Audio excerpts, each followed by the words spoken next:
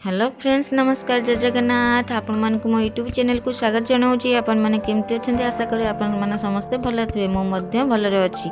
आपण मानक आज गोटे फूल कोबी आलू तरकारी छोटिया रेसिपी शेयर करी। एठी आलू फूल कोबी को भाजी नेली ताको काढ़ी देली तापर तेल पकेदेली तेल गरम हो गला पर चीनी टिके पकेदेली कलर आसीबा पई देखंतु कलर आसीगला तापर जोड़े तेजपत्र पकेदेली से ताको टिके भाजी देला पर से भाजी गला तापर अदा पियाज रसुण रो गोटे पेस्ट बनैथिली ताको पकेदेली तापर ताको भाजी नेली भल भाबरे तेल आसिया पर्यंत तेल से बाहरिया पर्यंत ताको भाजी नेली। देखंतु सिंपल रेसिपीटे एबे मु हळदी गुंड पकेदेली तापर लंका गुंड पकेदेली तापर धनिया गुंड पके नेली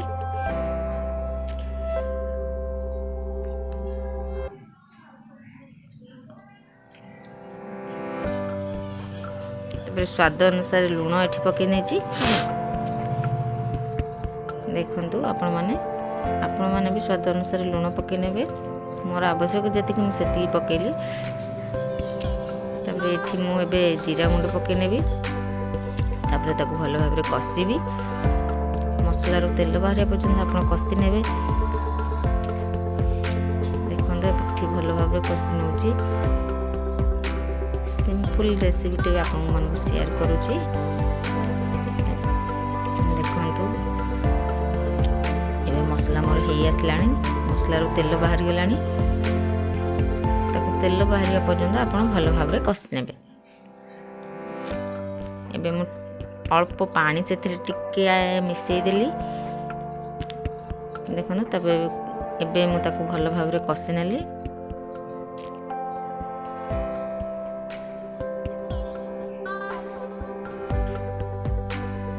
एबे ताको घोड़े देली किछि समय पे छाड़ देली तापरे देखली एबे पानी मसला रू पानी मरजाइछि एबे तेल बाहरी गलानी। देखंतु मसलाटा किबरी भाबरे देखा जाउछि भल देखा जाउछि मसलाटा एबे तेल बाहरी गलानी। एबे आलू फूल कोबी को भाजी की रखिथिली ताको सेतरे पके देली मु टमाटो मते ता सहित भाजी देछि आपण माने चाहिले भाजी की भी करि परिबे एमती कंचा भी काटी की भी करि परिबे मु किंतु ता देरे भाजी देथिली एबे मु घोड़े देली ताको टिके तापर एबे मु देखली से भल भाबरे हेलानी कि नाही देखली ताको कषि नउची। देखंतु ताको भल भाबरे कषि नेबे देखंतु केमती हेछि केमती कलर आसुची। एबे के पानी मु दे देबी सेथरे देखंतु पानी दे देली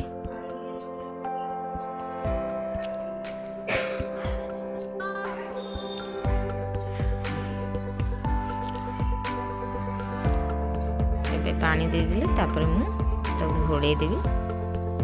एबे देखंतु तरकारी फुटी गलानी भल भाबरे तरकारी हे गलानी। देखंतु आपण जति की पानी रखिया कथा रखिबे से अनुसार देखंतु हे गलानी एबे तरकारी प्रस्तुत हे गलानी। एबे गरम मसला ताको पके देबा गरम मसला पके सार के एबे ताको गोटे जगह को काढी नबा। एबे मोर प्रस्तुत हे गला गरम गरम आलू फूल कोबी रो तरकारी। देखंतु